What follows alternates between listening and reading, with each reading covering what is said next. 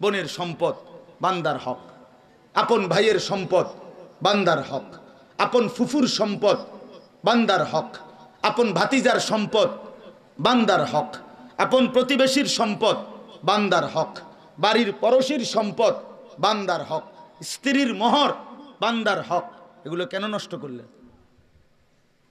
কেন দিলেন না? এই 1 শতক জমি দিয়া কি করবেন? এই 1 বিঘত জমি দিয়া কি করবেন? এই মিথ্যা বললেন কেন? এতগুলো দলিলের ফ্যাঁস, এতগুলো সর্দার মাতব্বর টাকা পয়সা খাবাইয়া, এত বাটফারি নয়সই কইরা কিতা লইলেন? জমি 2 শতক, জমি 10 শতক, 30 বছর মামলা কইরা কি বেশি কি হইল? এটা কি রাইখা যাবেন না? কথা বলেন না কেন? আরে বলেন, আমরাও রাইখা যাবেন। আপনি যে ফুতের লেগে থুইয়া গেছেন, তেও কবরে যাইবার দিন এই 10 শতক থুইয়াই যাই। তো ভাইগা যাওয়া এটা আমাদের বংশে নাই। প্রিয় ভাই, আত্মসম্মান, আত্মমর্যাদা, গায়রত, আরবিতে এটারে বলে গায়রত। আত্মমর্যাদা, আত্মসম্মান, প্রেস্টিজ, কনসার্ন, আত্মসম্মান বোধ, এটা বহুত বড় নিয়ামত। যার এটা নাই সে অপদার্থ। তোমার চলনে বলনে কথায় কোনো কিছুতে কোনো স্বাতন্ত্রতা নাই। বেঈমান যখন যেটা তোমারে দেয় তুমি সেটাই লুফে নাও। তুমি আত্মমর্যাদাহীন, বেগায়রত। যখন কোনো কাফের, মুশরিক, ইহুদি, খ্রিস্টান, নাস্তিক, মুরতাদ, কোনো নর্তকী, কোনো লম্পট কোনো একটা চুলের মডেল দিছে, তুমি সেটাই গ্রহণ করে নিছো। কোনো একটা ডিজাইন স্টাইল দিছে, তুমি সেটাই গ্রহণ করে নিছো। তাহলে নিজস্ব কোনো জায়গার মধ্যে দাঁড়ায় থাকতে পারলে না। ওই গাছের মতো যে গাছ বাতাসে এদিকেও দোলে ওইদিকেও দোলে, দুনো দিকে দোলে। এই জন্য আমরা তাফসিরে পড়ছি, গাছকে কেন কাইটা লাকড়ি বানাইয়া আগুনে ফালায় কেন? কারণ গাছের মধ্যে অধিকাংশই ইস্তেকামাত নাই, মানে দৃঢ়তা নাই, মজবুতি নেই। হে দোনো দিকে লড়ে বাতাসের তালে, এই জন্য তারে আগুনে ফেলে দেয়। এক মুমিনের সবচেয়ে বড় সম্পদ এটা, ইস্তেকামাত। গোটা পৃথিবী উল্টে যাক, আমি আমার আল্লাহর পক্ষে আছি, আমি কোরআনের সাথে আছি, আমি আমার রাসূলের সাথে আছি। কেউ আমার সমাজে আল্লাহকে না মানুক, আমি একাই মানব। এই যে অনুভূতিটা, ইস্তেকামাত, এটা সবচেয়ে বড় সম্পদ। কোরআনুল কারীমের মধ্যে আছে, আল্লাহ তাআলা বলেন, ইন্নাল্লাযীনা ক্বালু রাব্বুনাল্লাহ সুম্মা ইসতাকামু। আল্লাহ তাআলা বলেন, যারা জীবনভর জীবনের সব জায়গায় বলে, সব ব্যাপারে যে আমার রব শুধুই আল্লাহ, এবং এই কথার উপরে ইস্তেকামাত, দৃঢ় থাকে, মজবুত থাকে, যে পাহাড় নড়ে যাবে আমার ঈমান নড়বে না, পৃথিবী এক সাইড হয়ে যাবে, আমি আমার আল্লাহকে ছাড়ব না। আল্লাহ তাআলা বলেন, এমন বান্দা মৃত্যুর মুখোমুখি হলে আমি আল্লাহ জান কবজের আগেই আমার অনেক বড় ফেরেশতাদের একটা কাফেলা, দল আমার সেই বান্দার কাছে মৃত্যু সজ্জায় পাঠিয়ে দেব। তারা আজরাইল আসার আগে চলে আসবে। তাফসিরে আছে, মালাকুল মউত রুহু কবজের আগেও ওই ফেরেশতার দল ওই ব্যক্তির কাছে এসে বলবে, আল্লাহ তাখাফু ওয়ালা তাহজানু, প্রিয় ভাই তুমি কোনো ঘাবড়াইও না, ভয়ও পাইও না, চিন্তাও করো, আমরা আসি। আজরাইল আয়ুক, যাই আয়ুক, সমস্যা নাই, মরবা ঠিক আছে, কিন্তু আবশিরু বিল জান্নাতিল্লাতী কুনতুম তুআদুন। সারা জিন্দেগি যে আল্লাহর উপরে মজবুত ছিলা, আজকে মৃত্যুর পূর্বেই তুমি আমাদের কাছ থেকে জান্নাতের সুসংবাদ গ্রহণ করো। সুবহানাল্লাহ। আবশিরু, এই ইস্তেকামাত, ইস্তেকামাত। ছেলেরা আমার, নওজোয়ান সাথী, তোমাদের মধ্যে তো ইস্তেকামাত বেশি থাকার, তুমি তো বুড়া না, বুড়ো মানুষ তো একটু দুর্বল হয়ে গেছে, তুমি তো পুরা নওজোয়ান, তোমার শরীর, স্বাস্থ্য, জীবন, যৌবন, হাত পাও, চোখ, নাক, কান, সব কিছু সবল, তুমি কেন হেরে গেলা বেঈমানের কাছে? তুমি কেন ইহুদির কাছে হেরে গেলা? তুমি কেন খ্রিস্টানের কাছে হেরে গেলা? তুমি কেন বেঈমানের কাছে হেরে গেলা? এক ওয়াক্ত নামাজ যারা পড়ো না, তুমি তো পরাজিত, তুমি তো ব্যর্থ, তুমি তো বেঈমানের কাছে হেরে গেছো। বেঈমান তোমার এই চক্রান্তের জালে আটকাই দিছে। তোমার কপালে সেজদা নাই। ছেলেরা, তোমাদের যাদের কপালে সেজদা নাই, মনে রাখো তুমি কোনো মানুষের বাচ্চা না। যার কপালে সেজদা নাই সে মানুষের বাচ্চা না। মানুষের বাচ্চা সেজদা বিহীন হয় না। যে সেজদা দেয় না সে প্রকাশ্য জানোয়ার, স্পষ্ট জানোয়ার। যার কপালে সেজদা নাই সে শয়তান। কোরআন শরীফে আল্লাহ বলছে, ইবলিস তুই আমারে সেজদা দিলি না, আজকের থেকে তুই শয়তান। এর আগে ইবলিসকে শয়তান বলতো, যেদিন সেজদা দেয় নাই সেদিন থেকে শয়তান।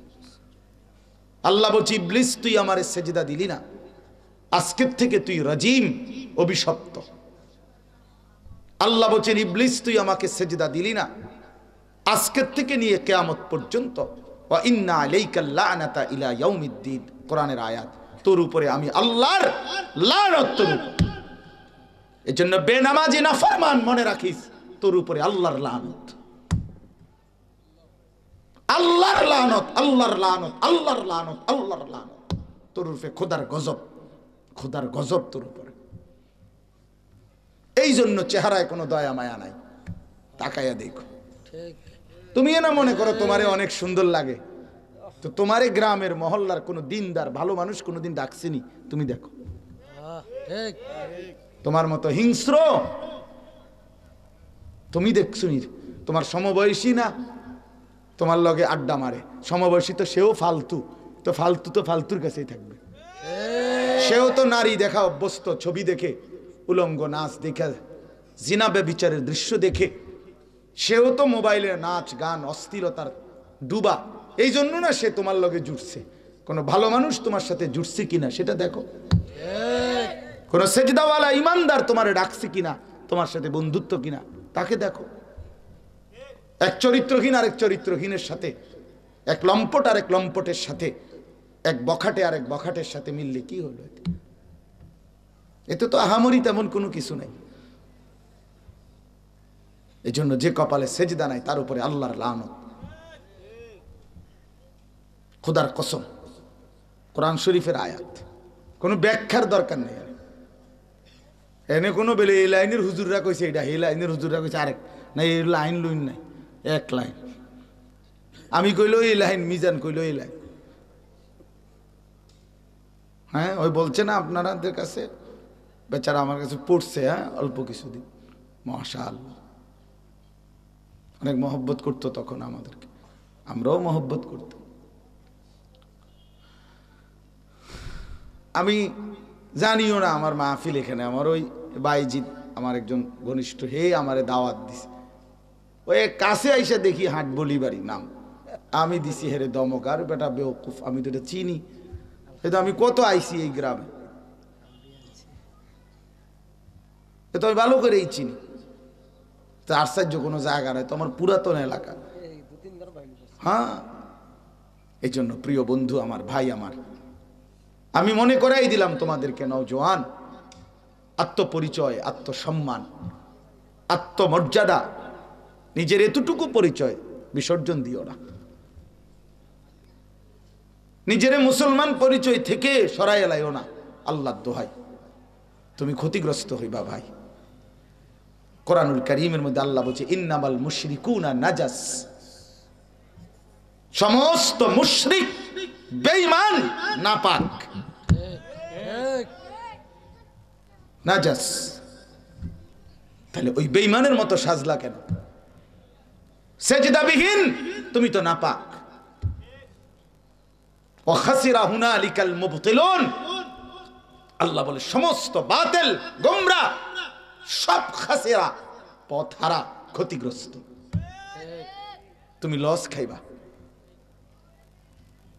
ক্ষতিগ্রস্ত হইবা। একদিন না একদিন, দিন শেষে, রাত শেষে একদিন দেখবা পিছন দিকে মনে পড়বে সব তোমার আসলে কিছুই নাই, বন্ধুরাও নাই, শরীরও নাই, স্বাস্থ্যও নাই, যৌবনও নাই, শরীরের সক্ষমতাও নাই। একদিন দুনিয়াতেও হয়তো লজ্জিত, আর কবর আখেরাতে তো লজ্জিত হবাই। এই নারী ছবি, এই নাচ গান, এই মদ জুয়া ফুর্তি, এই অশ্লীল দৃশ্য, উলঙ্গ ছবি, খোদার কসম একদিন তোমারে চোখের পানি ফেলাবে, হয় দুনিয়াতে অথবা কবরে আখেরাতে। দুনিয়াতে অসংখ্য যুবক ক্ষতিগ্রস্ত। আমার পকেটে সব সময় ছেলেদের চিঠি থাকে, কাগজ, অনেক। আমি তো সারা দেশে ছেলেরা আমারে, নওজোয়ানরা চিঠি দেয়, কাগজ দেয় লিখা, মোবাইলে বলে, মেসেজ দেয়, শুনি, দেখি, কথা বলি। কি পরিমাণ এই উলঙ্গ ছবি, নারী, জেনা, ব্যভিচার দেখতে দেখতে নিজের হাত, শরীর, যৌবন সব নষ্ট করে এখন অসহায়ের মতো দুঃখে দুঃখে কাঁদে, দোয়া চায়। তোমার কাছে তো আর বলবে না। এই জন্য আমি অনুরোধ করলাম, একটা সামান্য মোবাইল পাইয়া তোমরা যেই মাতাল হইয়া গেছো, এটা সুস্থ স্বাভাবিক মানুষের কাজ না। বড় মোবাইলের কোনো বিশেষ প্রয়োজন থাকতেই পারে, এটার দ্বারা অফিসিয়াল পৃথিবীর এই অনলাইনের যুগে অনেক কাজ, হ্যাঁ ঠিক আছে, সেটা তো স্বাভাবিক। আমরা করোনা এবং করোনার পর পর যখন হজে গেছি, উমরায় বারবার, এখনো আছে মসজিদে নববীতে, মদিনা শরীফে রাসূলুল্লাহ সাল্লাল্লাহু আলাইহি সাল্লামের রওজা মোবারকের পাশে একটা জায়গা আছে, রিয়াজুল জান্নাহ, জান্নাতের টুকরা, নবীজির হুজরা পাশে। তো ওই জায়গাটাতে ঢুকতে হইলে করোনার পর থেকে আইন করছে, অনলাইনে অ্যাপসের মাধ্যমে আবেদন করলে এরপরে ওরা অনুমতি দিলে ওইটা মোবাইল দিয়ে দেখাইতে হয় যে আমার এটা অনুমতি পাইছি আমি, তো এরপরে ঢুকতে দেয় সিরিয়ালে। তো তখন আমি বড় মোবাইল লাগবে আমার, আমি অ্যাপস খুলবো কেমনে, আরে অনলাইনে আবেদন করবো কেউ? তাইলে প্রয়োজন তো ঠিক আছে, অফিসিয়ালি সরকারি চাকরিজীবী, ব্যবসা, শিক্ষার অনেক কাজ থাকতেই পারে, সারা দিন সারা রাত পাগলের মতো, মাতালের মতো, তারসিরার মতো বেডা বেডি, জোয়ান বুড়া, কুত্তা বিলাই, শুকর, মানুষ, হাঁস মুরগা, সাপ বিচ্ছু সব কিছুর ছবি তোলা, নিজের চুল, নিজের চেহারা, নিজের প্যান্ট, নিজের জামা, এগুলারে বারবার ছবি তোলা, এই অসভ্যতার শেষ কোথায়? এই মাতলামির সমাপ্তি কোথায়? আমার প্রশ্ন হলো, ভাই এটা বলো, এটা শেষ পৌঁছবে কোথায়? তোমারে কোথায় নিয়ে যাবে শেষ পর্যন্ত? ইনসাফের সাথে ভাবো, আল্লাহকে সাক্ষী রাইখা ভাবো, ছেলেরা কোন দিকে যাচ্ছ তোমরা, কেমনে যাচ্ছ? 365 দিনে এক বছরে কোনদিন ফজরের নামাজ পড়লা না? মুসলমানের বাচ্চা এত বড় জানোয়ার কেমনে হইলা? এক বছর কোনদিন এত বড় নাফরমান, এত বড় বেঈমান কেমনে হইলা? আল্লাহকে এইভাবে ভুলে যায় মানুষ? এক মুসলমান আল্লাহকে এইভাবে ভুলে যায়? 365 দিনের একটা বছর, এমন অসংখ্য ছেলে তোমরা কোনদিন ফজরের নামাজ পড়ো নাই, জানো না ফজরের ওয়াক্ত কখন হয়। আহা, মানুষের বাচ্চা এত বড় পাষাণ হয় না। কোন মায়ের পবিত্র দুধ খাইছো, এক মুসলিম বাবার ঘরে বড় হইছো, কেমনে এভাবে আল্লাহকে ভুলে গেলা? ইয়া আইয়ুহাল ইনসান মা গাররাকা বিরাব্বিকাল কারীম। রব্বুল আলামিন বলেন, হে মানুষ, এমন দয়ালু মেহেরবান মাওলাকে কেমনে ভুলে গেলা? আমার মতো দয়ালু মেহেরবান মালিক থেকে কে তোমারে ভুলায় দিল? মা গাররাক, কি এমন পেলে বান্দা যে আমি আল্লাহকে ছেড়ে দিলে এক ওয়াক্ত নামাজের সেজদাও দিলা না? কেমনে ভাবে ভুলে গেলা? সামান্য একটা চা দোকান তুমি আমি আল্লাহকে ভুলায় দিল। একটা সিএনজি, একটা অটো রিক্সা বুঝি আল্লাহকে ভুলায় দিল। একটা 20,000 টাকার মোবাইল বুঝি আল্লাহকে ভুলায় দিল। হায় মুসলমান, এভাবে কেমনে ভুলে গেলা? ফাবিআইয়ি হাদিসিন বাদাহু ইউমিনুন। কোরআনে আছে, আল্লাহ বলেন, বান্দা 23 বছরে 30 পারা কোরআন আমি নাজিল করেছি। এই কোরআনের মাধ্যমে, আমার বন্ধুর মাধ্যমে এক একটা কথা বারবার বারবার বলেছি। আকিমুসসালাহ, আকিমুসসালাহ, বারবার বলেছি বান্দা নামাজ পড়ো, নামাজ পড়ো, নামাজ পড়ো, নামাজ পড়ো। এবার আল্লাহ জানতে চাইছে, বান্দা আমার মতো মালিক আর কেমনে বললে, আর কতবার বললে তুমি বিশ্বাস করতা, মানতা? এই নাফরমান, বেনামাজি হাইওয়ান, তারা বেটা, অসভ্য কোথাকার। তোর মালিক তোরে আর কতবার বললে সেজদা দিতি? একটা লাথি দিবে ফেরেশতা দিয়ে, একটা লাথি, কোরআন শরীফে আছে, একটা লাথি দিবে। আল্লাহ ফেরেশতাকে বলবে, ফেরেশতা খুজুহু ফাগুল্লু, বেঈমান নাফরমানকে বান, হাসরের ময়দানে বেঁধে ফেল, ধর তারে আর বাঁধে, ফাগুল্লুহু, তারে বাঁধে। ফেরেশতা বেঁধে ফেলবে। এরপরে ফেরেশতা বলবে, আল্লাহ এখন কি করব? কোরআন শরীফে আছে, আল্লাহ বলবেন, সুম্মাল জাহিমা সাল্লু, একটা লাথি মাইরা জাহান্নামে ছুঁড়ে মার, মার লাথি, লাথি মার, একটা লাথি দে, ত্রাম করে লাথি দিবে। ফেরেশতা এক লাথি দিবে, এই বাঁধা বেঈমান জাহান্নামে গিয়ে পড়বে। সুম্মা ফি সিলসিলাতিন যারউহা 70 জিরাআন ফাসলুকু। এরপরে কি হবে? আল্লাহ কোরআনে বলেন, এরপরে জাহান্নামের ফেরেশতা, ওই ভিতরে ফেরেশতা আরো আছে জাহান্নামে, ওই ফেরেশতারা এই নাফরমান বেঈমানকে 70 হাত আগুনের শিকল দিয়া, 70 জিরাআন, 70 মানে 70, 70 হাত আগুনের শিকল দিয়ে বেঁধে, আল্লাহর কসম কুত্তার মতো, আল্লাহ বলবে ফাসলুকুহু, তারে কুত্তার মতো জাহান্নামের মধ্যে ঘুরাও, আর সমস্ত বাকি জাহান্নামীদেরকে দেখাও এই বেঈমানের অপরাধ কি, শোনাও। ফাসলুকুহু অর্থ হইল ঘুরাও, কুত্তার মতো ঘুরাও, তারে চারদিকে ঘুরাও। কি মনে করছো? হ্যাঁ, আখিরাত মামুর বাড়ি, আমরা বেউকুফ, তোমরা চালাক না? আমরা যারা 5 ওয়াক্ত নামাজ পড়ি আমরা বেউকুফ, আর তুমি চালাক।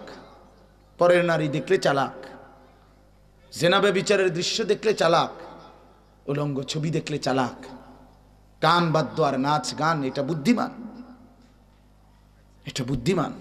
সুদের টাকা বুদ্ধিমান, হারাম রোজগার এটা বুদ্ধিমান, অবৈধ উপার্জন এটা চালাক, তো বাটপার। কথা বলেন না? কেউ যদি বলে তে কেমন চালাক দেখছো তিতে বেড়া, 100 গ্রাম কম দিয়া 1000 গ্রাম 1 কেজি বেচ চালাইছে, এটা চালাক, তো বাটপার, এত চিটার। তাহলে সুদখোর চালাক না, সুদখোর বাটপার, ঘুষখোর বাটপার, কিস্তিখোর বাটপার, এগুলা চিটার বেটা, চিটার বেটা, বাটপার। তুই চালাক কিসের? আবার তুই সমাজকে জবাই করে দিস।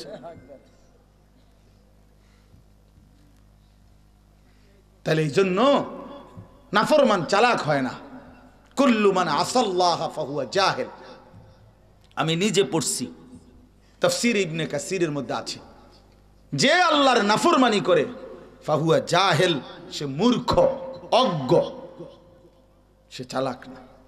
আল কাইয়িসু মান দানা নাফসাহু ওয়া আমিলা লিমা বা'দাল মাউত। সরাসরি হাদিস, নবীজি বলেন, বুদ্ধিমান কে? বুদ্ধিমান সে যে নিজের হিসাব রাখে এবং মৃত্যু পরবর্তীর জন্য আমল করে। সুবহানাল্লাহ, সুবহানাল্লাহ। সাহাবী জিজ্ঞাসা করছে, মান আকিয়াসুন নাস। এক সাহাবী নবীকে জিজ্ঞাসা করছে, হে ইয়া রাসূলুল্লাহ, সবচেয়ে বুদ্ধিমান ব্যক্তি কে? আল্লাহর নবী সাল্লাল্লাহু আলাইহি সাল্লাম বলেন, আকসারুহুম যিকরান লিল মাউত ওয়া আকসারুহুম ইস্তিদাদান লিল মাউত, বেশি বেশি মৃত্যুকে যে স্মরণ করে আর বেশি বেশি মৃত্যুর জন্য যে প্রস্তুতি গ্রহণ করে সে সবচেয়ে বুদ্ধিমান। এরপরে নবীজি বলছে যাহাবু বিশারাফিদ দুনিয়া ওয়া কারামাতিল আখিরা, এই মানুষগুলো দুনিয়ার সম্মানও নিল, আখিরাতের মর্যাদাও নিল। বাহ! আখিরাতকে যে স্মরণ করে বন্দেগী করে, দুনিয়া তো আল্লাহ তারে বেইজ্জতি করে না, আখিরাতেও বেইজ্জতি করবে না। এজন্য নবী বলছেন যে সে দুনিয়ার সম্মানও নিল, আখিরাতের সম্মানও নিল। আরে ভাই কথা বলো না, কথা বলো না, আমার ওয়াজ শেষ, তুমি অননে রাইছো ইয়া বিসাইতা। জি বাবা, তাইলে এই জন্য বললাম, আমি আপনাদের কাছে অনুরোধ করি, আপনারা যারা মাঝ বয়সী বয়স্ক বাবা আছেন, আপনাদের কাছে বিশেষ অনুরোধ, আপনারা আপনাদের সন্তানদের দিকে নজর দেন। নওজোয়ান ভাই, তোমাদের কাছে আমাদের অনুরোধ, আগামী দিনে শুধু কেবল এই দুইটা একটা দল নিয়ে মূলত হবে না হিসাব। আগামীর পৃথিবী, সারা পৃথিবী একসাথে, গ্লোবালাইজেশন, বিশ্বায়নের এই যুগে আগামীর পৃথিবীর যুদ্ধ, আগামীর পৃথিবীর মোকাবেলা শুধু বাংলাদেশের সীমানায় না, সারা পৃথিবী একসাথে। একদিকে ঈমান, আরেকদিকে কুফর, একদিকে মোমেন, আরেকদিকে বেঈমান, একদিকে মাহাদি, আরেকদিকে দাজ্জাল। এজন্য তুমি এই অবস্থায় চলতে থাকলে প্রিয় ভাই, ঈমান বাঁচাইতে পারবা না। আমি বললাম পারতা না। বড় বেশি লোভের দুনিয়া এখন, বেসামাল বেপর্দা নারী, 24 ঘন্টার ফিকির, নিজেকে প্রদর্শন। এই জন্য চারিদিকে অশ্লীলতা, বেহায়াপনা, অসভ্যতা, নোংরামি বেশি। রাস্তার গলিতে গলিতে, গ্রামে, পাড়ায়, মহল্লায়, ইউনিয়নে, বিভিন্ন জায়গায়, হোটেল, ক্যাফে, রেস্তোরাঁ, বিভিন্ন রকমের অর্থাৎ গুনাহের আড্ডা চারিদিকে, গলিতে গলিতে। কোন গলি দিয়া বাঁচবা? এজন্য মজবুত ঈমান, 5 ওয়াক্ত নামাজ, এই কপালে সেজদা যদি না থাকে, আল্লাহর নাম যদি জবানে না থাকে, পারতা না। হঠাৎ করে 30 বছরের মন্দ আখলাক হঠাৎ চেঞ্জ করতে পারতা না। 30 বছর ধরে কোনো দিন ফজরের নামাজ পড়ো না, 24 বছর বয়স, 25 বছর বয়স, 20 বছর বয়স, হঠাৎ করে পারতা না। এজন্য যদি মজবুতভাবে নিয়মিত অভ্যস্ত থাকো, তো যদি দুশ্মন, কাফের, মুশরিক, ইসলাম বিরোধী ষড়যন্ত্র যদি পাহাড়ের মতো আসে, ইমানদার তার সামনেও মজবুতির সাথে দাঁড়ায় থাকতে পারে। কিন্তু এর জন্য মহান আল্লাহ পাকের সাথে সম্পর্ক থাকা দরকার, এই কপালে সেজদা থাকা দরকার, সেজদা থাকা দরকার। আমরা হাদিসে পড়ছি, ইমানদার যুবক দাজ্জালের সামনে বলবে, আমি সাক্ষ্য দিতেছি তুই কাফের। দাজ্জাল হত্যা করবে ইমানদার যুবককে, হত্যা কইরা আবার তাকে নতুন করে দাঁড় করাবে, বলবে এই যে দেখলি তোকে আমি হত্যা করে আবার জীবন দিলাম, তাহলে এখন স্বীকার কর যে আমি খোদা। তখন হাদিসে আছে, নবী বলেন, ইমানদার যুবক তখন বলবে, আল্লাহর কসম, এবার আমি মজবুত হইলাম, এবার আমি আগের চাইতে দৃঢ় হইলাম যে তুই আসলেই কাফের। কারণ নবী বলছে দাজ্জাল হত্যা কইরা আবার জীবন দিতে পারবে, এখন দে আবার, এখন আবার হত্যা করে, এখন আবার করে, আবার ফিরা, এবার আর পারবে না। অর্থাৎ ইমানদার তখন জান দিয়েও বেঈমানের মোকাবেলায় আল্লাহর উপরে মজবুত থাকবে। এই জন্য আলহামদুলিল্লাহ, তোমরা অনেক নওজোয়ান আসছো, তোমাদেরকে মোবারকবাদ, ধন্যবাদ। আল্লাহর জন্যই আসছো, আল্লাহর কথা শুনতেই আসছো। তাহলে প্রিয় ভাই, যেহেতু আল্লাহর কথা শুনতেই আসছো, তাহলে আরেকটু আগাও, আরেকটু আগাও। তুমি নামাজ ধরেই ফেলো, তুমি সেজদা দিয়েই ফেলো, শরীর পবিত্র রাখো, গুনাহ ছাড়বার জন্য নিয়ত করো, দেখবা দিলের মধ্যেও শান্তি লাগবে, জিন্দিগিটাও সহজ সরল হবে, আল্লাহ তাআলা আখিরাতেও দামি বানাবে। আসলে গুনাহমুক্ত জীবন অনেক সহজ হয়, আরাম হয়, মজাদার হয়। গুনাহ শান্তি দেয় না, আল্লাহর কসম, আল্লাহর কসম। প্রতিটা গুনাহ আগুন, আল্লাহ কোরআনে বলছেন। অতএব আগুন কখনো শান্তি দেয় না, গুনাহ তৃপ্তি দেয় না, লোনা জলে তৃষ্ণা মেটে না। যে পানি লবণাক্ত ওই পানি দ্বারা তৃষ্ণা মেটে না। অতএব যেটা গুনাহ আল্লাহর কসম ওইটা দ্বারা তৃপ্তি হয়। এক সাগর মদ পান করলেও মদখোর, নেশাখোর, গাঞ্জাখোর, ফুট্টাখোর, বাবাখোর, ডাইলখোরকে জিজ্ঞাসা করো, ইয়াবাখোরকে, কোনোদিন সে তৃপ্ত হয় না। কিন্তু পানি এক গ্লাস পান করলেই তৃপ্ত হয়ে যায়। গুনাহ তৃপ্তি দেয়। যে যুবক উলঙ্গ ছবি দেখো, নারী দেখো, সারা পৃথিবীর সব নারী উলঙ্গ করলেও তোমার তৃপ্তি হবে না। কিন্তু ইমানদার একজন পবিত্র স্ত্রী, হালাল একজন স্ত্রী দিয়েই তার 70 বছরের জিন্দেগি পার হয়ে যায়, তৃপ্ত হয়। হালাল যেটা এটা সুখ দেয়, হালাল যেটা সেটা তৃপ্তি দেয়, হালাল যেটা সেটা দিলের সুকুন, হৃদয়ের প্রশান্তি দেয়। গুনাহ তৃপ্তি দেয় না। ওই ভাইয়ের পুরা মনোযোগ মোবাইলটার দিকে। হ্যাঁ, ওনার পুরা খেয়াল হইল হুজুরের কথা, যা অন্য মানুষে তো শুনতেছে আর কি, তার পরে জিঙ্গায় লইব, বুঝলেন? আপনি অন্যদের থেকে পরে জিগায় নিয়ে, মানে এটা অনেকের অভ্যাস যে আরো বলুক, আমি আমার মতো। হুজুরের আব্বাই কইলো আমি লড়তাম, বুঝেন নাই? আমি যেটা করতেছি এটাই, হুজুর কি তা আবার? হ্যাঁ, এটা ঠিক না, ঠিক না, এটা উচিত না, এটা উচিত না। আল্লাহ আমাদেরকে বুঝ দান করেন।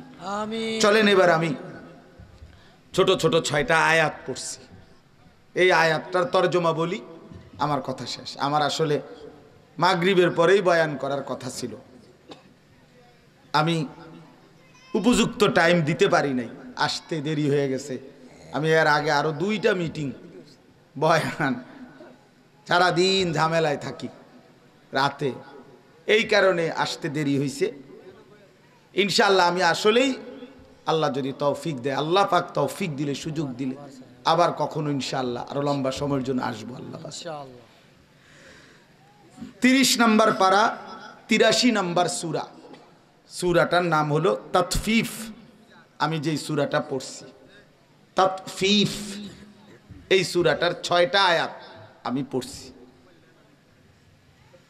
প্রথম 6 আয়াত আল্লাহ তাআলা বলতেছেন, বিসমিল্লাহির রহমানির রহিম, ওয়াইলুল লিল মুতাফফিফিন, যারা তাতফিফ করে তাদের জন্য জাহান্নাম। আমি বলতেছি ব্যাখ্যা, আগে তরজমাটা শুনে। যারা তাতফিফ করে তাদেরকে বলা হয় মুতাফফিফ, তাদের জন্য জাহান্নাম। শব্দটা হলো তাতফিফ, ত আকার তা, ত, তাত, ফ দীর্ঘিকার ফি, ফ, এই তাতফিফ, বুঝছেন নি বাংলাটা? ফ মানে ফল লিখতে যেই ফ, তাতফিফ। তো আল্লাহ বলেন যারা তাতফিফ করে তাদের জন্য দুর্ভোগ, লাঞ্ছনা, আযাব, জাহান্নাম। এখন প্রশ্ন হলো তাতফিফ কি? ঠিক আছে না? তাতফিফ অর্থ 2টা। প্রথম অর্থ হলো তাতফিফের ওজনে কম দেওয়া, এটাই অর্থ। তাহলে অর্থ এই দাঁড়াইল, যারা ওজনে কম দেয়, যারা অন্যকে ঠকায়, আল্লাহ বলে তাদের জন্য জাহান্নাম। আল্লাহ আবার নিজেই ব্যাখ্যা করে দিছে পরের 2 আয়াতে, আল্লাযীনা ইদাকতালু আলান নাসি ইয়াস্তাউফুন। আল্লাহ বলে তাতফিফ কাকে বলে, আল্লাহ নিজেই বলছে, যারা নিজের জন্য যখন নেয়, ইয়াস্তাউফুন তখন পূর্ণ নেয়, ওয়া ইদা কালুহুম আও ওয়াজানুহুম ইউখসিরুন। তো অন্যকে যখন মাইপা দেয়, অন্যের জন্য যখন দেয়, তখন ইউখসিরুন কমিয়ে দেয়। নিজে নিলে 60টায় একালি, আরেকজনকে দিলে 3টায়ও একালি হয়ে যায়। বুঝেন নাই কথাটা? নিজে নিলে 1000 গ্রামে 1 কেজি, আর অন্যরে দিলে মাঝে মধ্যে 900 গ্রামেও কি 1 কেজি। তার মানে অন্যকে দেওয়ার সময় কি করে? ঠকায়। আল্লাহ তাআলা বলেন এই নাফরমানের জন্য জাহান্নাম। তাহলে এখানে আমি বুঝাইতে চাই দুইটা কথা। এক নাম্বার কথা হলো এই অন্যকে মানুষের সাথে লেনদেন, যেই কোনো ব্যক্তি আমার কাছে যা পায়, যেই কোনো ব্যক্তি, কোনো মানুষ আমার নিকট যা প্রাপ্য তার প্রাপ্য পূর্ণ দেওয়া, এটা আল্লাহর আদেশ। আর তাকে ঠকানো, তার প্রাপ্য কম দেওয়া, এটাই তাতফিফ, ওই ব্যক্তির জন্য জাহান্নাম। তাহলে এখানে গুরুত্বপূর্ণ তাফসিরে লিখছে যে এটার অর্থ হলো বান্দার হক কোনোভাবেই না ঠকানো, বান্দার হক নি কি না করা, না ঠকানো। এই মানুষের যাবতীয় লেনদেন বান্দার হক, বান্দার হক। আমরা যেই লেনদেন করি, মানুষ মাত্রই লেনদেন করে মুআমালাত। মানুষ সমাজবদ্ধ জীব, মানুষ একা থাকতে পারে না। আর মানুষের সকল প্রয়োজন সে একা নিজে নিজে পূরণ করতে পারবে না। আমি টাকা দেব, আপনি পণ্য দিবেন, আমি পণ্য দিব, আপনি টাকা দিবেন, আমি রিক্সার ভাড়া দেব, আপনি রিক্সা দিয়ে আমারে নিয়ে যাবেন, আমি শ্রম দেব, আপনি মূল্য দিবেন, ইত্যাদি। মানে মানুষ মাত্রই সমাজবদ্ধ, সঙ্গবদ্ধ মানুষ, একে অপরের প্রয়োজন পূরণ করে, এটাই লেনদেন, এটাই মুআমালাত। অতএব এটা বান্দার হক। এই বান্দার হকের মধ্যে কোনো রকমের ঘাটতি করা, কমতি করা, এটা হারাম, ওই ব্যক্তির জন্য জাহান্নাম। তাহলে এক্ষেত্রে প্রথম অর্থ হইল ওজনে কম না দেওয়া, ওজনে কম না দেওয়া। কোরআনুল কারীমের মধ্যে আল্লাহ তাআলা বলছেন ওয়া আকিমুল ওয়াজনা বিল কিসত ওয়া লা তুখসিরুল মিজান। সূরা আর রহমানের মধ্যে শুরুতেই আছে আল্লাহ বলেন ইনসাফের সাথে ওজন পূর্ণ করো, কোনোভাবেই ওয়া লা তুখসিরুল মিজান, ওজন কমায় দিও না, ওজন কমায় দিও না। ইমানদার এটা করতে পারে না। তাহলে এটা বান্দার হক। আপনি যে 100 গ্রাম কম দিলেন, আপনি যে একটা জিনিস কম দিলেন, এ তো বান্দার হক নষ্ট করলেন। আর বান্দার হক নষ্ট করে যে রোজগার কামাই, এটা হারাম। এটা কি বলেন? হারাম। এজন্য আল্লাহর নবী সাল্লাল্লাহু আলাইহি সাল্লাম বলেন লা ইয়াদখুলুল জান্নাতা জাসাদুন গুজিয়া বিল হারাম। যেই শরীর হারাম দ্বারা উপার্জিত, হারাম দ্বারা গড়েছে, তার জন্য জান্নাত হারাম, সেই শরীর জান্নাতে প্রবেশ করবে না। নবী সাল্লাল্লাহু আলাইহি সাল্লাম একদিন দেখছেন, তিরমিজির হাদিস, কাবা শরীফ, আল্লাহর ঘর কাবা ধরে দোয়া করতেছে এক লোক, ইয়া রব ইয়া রব। নবীজি সাহাবীদেরকে তাকাইয়া বললেন, দেখো মাতআমুহু হারাম, মাশরাবুহু হারাম, গুজিয়া বিল হারাম, মালবাসুহু হারাম, ফাআন্না ইউস্তাজাবু লাহু। খেয়াল করে দেখেন, নবীজি বলেন দেখো তো এই লোকটা যা খাইছে হারাম, যা পান করছে তা হারাম, যা গায়ে দিছে তা হারাম, শরীরের গোস্ত রক্তগুলো যা হয়েছে তাও হারাম। ফাআন্না ইউস্তাজাবু লাহু, তাহলে বলো কিভাবে তার দোয়া কবুল হবে? তাহলে আল্লাহর কসম নবী বলছে, যার উপার্জন হারাম, যার খাদ্য খাবার পানীয় লেবাস পোশাক হারাম টাকায়, হারামের রোজগারে, আল্লাহর কসম তার দোয়া কবুল হয় না, তার দোয়া কবুল। আমনে বলবেন বহুত হারাম খোরের দুনিয়া তো অনেক কিছু হয়েছে, আরে এটা দোয়া লাগে না,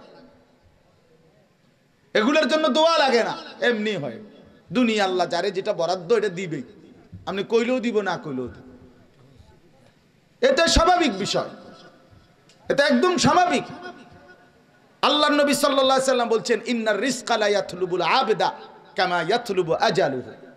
নবীজি বলেন দুনিয়ার রিজিক মানুষের এইভাবে মানুষের কাছে পৌঁছে, মৃত্যু যেভাবে মানুষের কাছে পৌঁছে।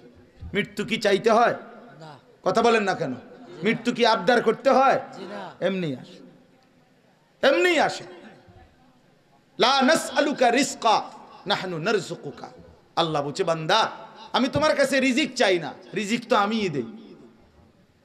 অফিস সামাই রিজকুকুম, আল্লাহ বলে রিজিক তোমাদের আসমানে। ওমা মিন দাব্বাতিন ফিল আরদি ইল্লা আলাল্লাহি রিজকুহা, আল্লাহ বলে জমিনে যা বিচরণ করে প্রত্যেকের রিজিক আমি আল্লাহর দায়িত্বে, আমি সেটা পৌঁছাবো। সুবহানাল্লাহ। লান ইয়ামুতা নাফসান হাত্তা তাস্তাকমিলা রিজকাহা, নবীজি বলেন কেউ মরবে না তার জন্য বরাদ্দকৃত রিজিক পূর্ণ না করে। এই লোকমা ভাত আপনার রিজিকে আছে, আপনার বাফেও কন্যাই আপনার মারতে পারতো না, আপনি বাতিটা খাইয়ে যেত।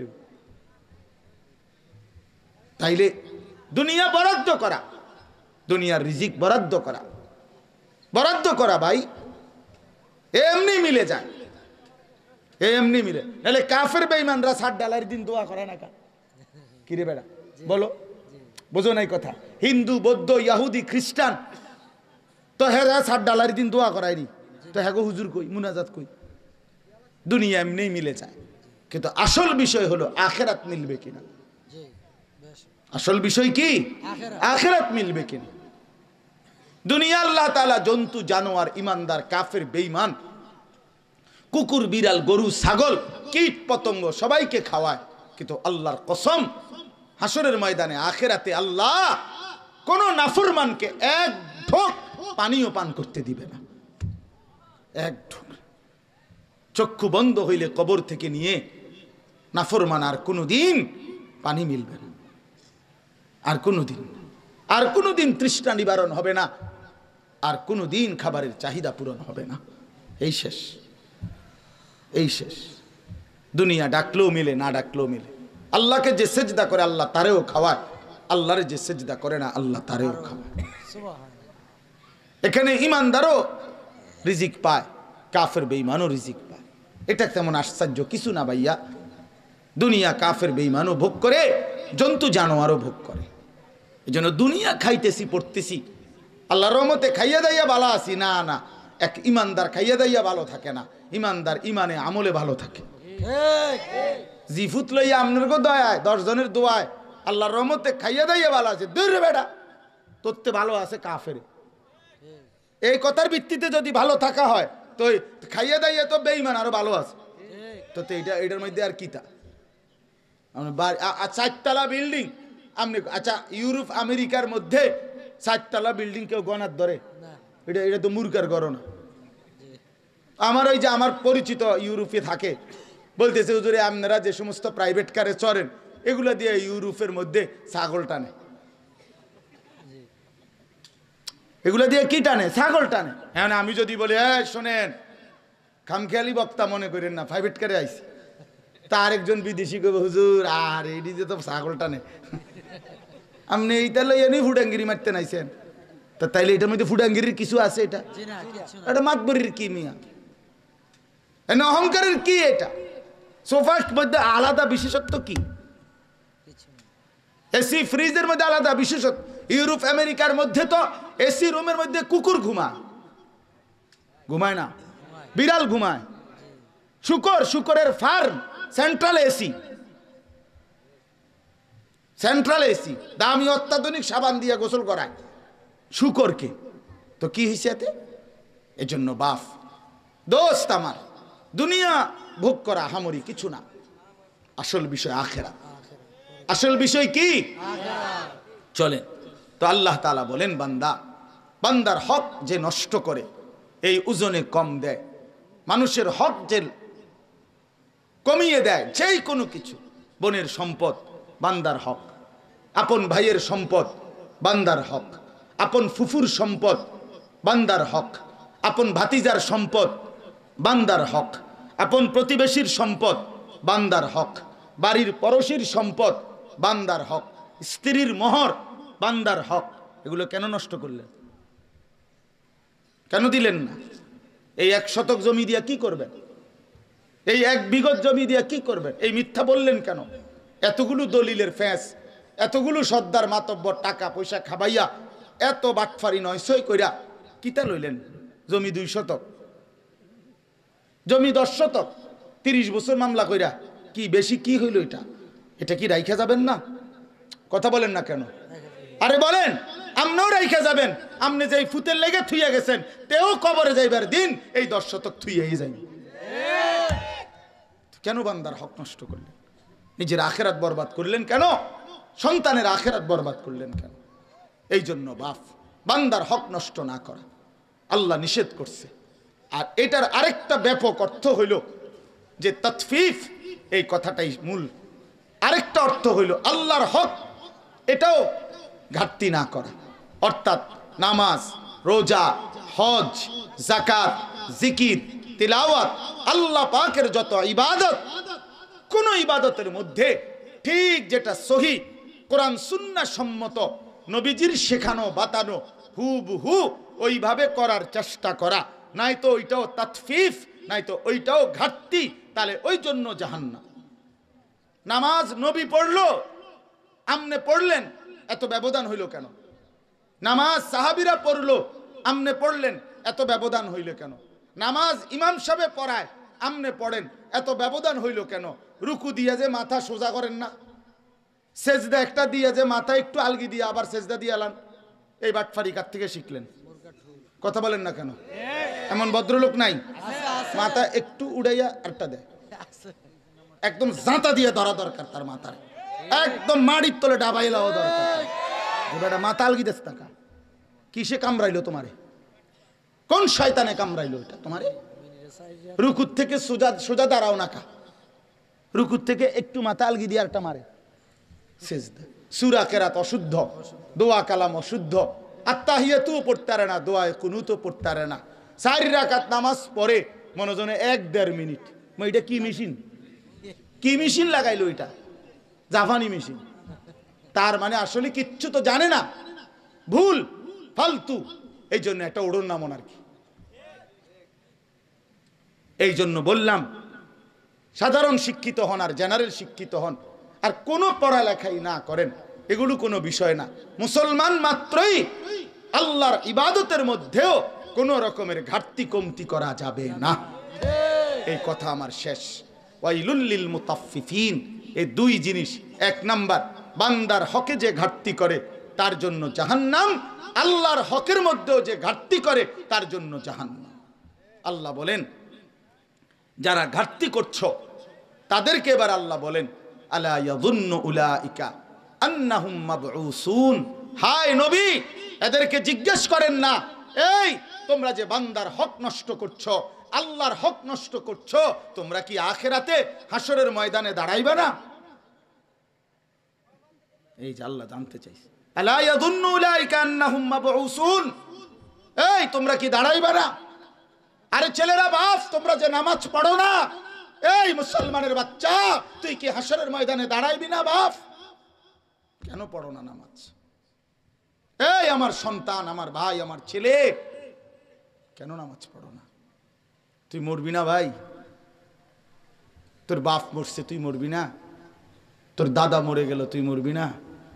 তোর বংশের পূর্বপুরুষ সব কবরে চলে গেল, তুই তো বন্ধু চলে যাবি ভাইয়া। আলা ইয়াদুন্নু উলাইকা আন্নাহুম মাবউসুন। আল্লাহ বলেন এই নাফরমানদেরকে বলেন না, বন্ধু তোমরা কি ভেবেছো হাসরের ময়দানে উঠবা না? লিয়াউমিন আযীম, সেই মহাভয়ঙ্কর হাসরের দিন। ইয়াউমা ইয়াকুমুন নাসু লিরাব্বিল আলামিন। এই শেষ। আল্লাহ বলে বান্দা সেদিন তো হাসরের ময়দানের এত ভয়ানক, একদিন হাসরের ময়দানের 50,000 বছর, এই লম্বা সময় খোদার কসম আল্লাহ বলছে ইয়াকুমুন নাসু, মহান আল্লাহ পাকের সামনে এই কোটি কোটি মানুষ দাঁড়িয়েই থাকবে। 1 সেকেন্ডের জন্য নড়াচড়াও করা যাবে না, বসাও যাবে না। অতএব প্রিয় বন্ধু আমার, বাপ আমার, আমি আর পারলাম না সময় দিতে। আমি অনুরোধ করলাম আপনাদের কাছে, নওজোয়ান সাথী আমার, ছেলেরা আমার, আবারও এই দোস্ত, এই প্রিয় ভাই, তোমাদের অনুরোধ করলাম, আল্লাহকে নারাজ করো না। নামাজ পড়ো, নামাজ পড়ো, নামাজ পড়ো, নামাজ পড়ো। বাবারা যারা আছেন, আপনাদের কাছে আমার অনুরোধ, হালাল উপার্জন করেন, ধোঁকা দিয়েন না, প্রতারণা করেন না। হারাম রোজগার, সুদ, ঘুষ, কিস্তি, এই হারাম টাকা ওজনে কম দিয়া ঠকাইয়া বাটপারি করে 2 নম্বরি করে রোজগার করেন না। নিজেও জাহান্নামী হলেন, পরিবারকেও জাহান্নামী বানাইলেন। মা বোনদের কাছে বলি, নিজেরা বেপর্দা জিন্দিগি হয়েন না, আল্লাহর ইবাদত করেন, নিজের ইজ্জত, নিজের পর্দা, নিজের সতীত্বের হেফাজত করেন। আল্লাহ তাআলা আমার এই সবগুলো নওজোয়ানকে নামাজি বান্দা হিসাবে কবুল করে নেন। আজকের